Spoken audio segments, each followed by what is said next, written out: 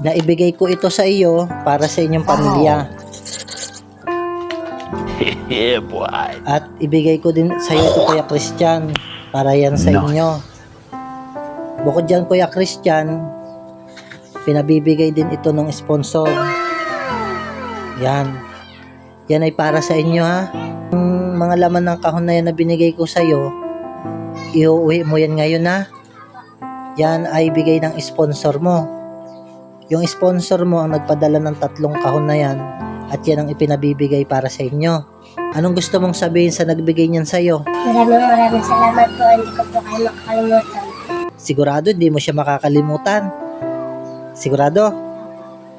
Baka naman makalimutan mo kapag ikaw ay nakatulog na. Ha? Meron ka pa bang gustong sabihin? Pwede ko naman, nakakabay ko ng sponsor ko yung nagpaganapan. Oo, mabait talaga si Ma'am Sanchez, no? At sinusuportahan ka niya sa pag-aaral. Kuya Christian, may binilin sa akin yung sponsor, yung nagpadala ng 3 kahon. Ito ay ipinabibigay niya para sa inyo. Ito ay palaman, Kuya Christian, ha? Uwi mo yan, ha?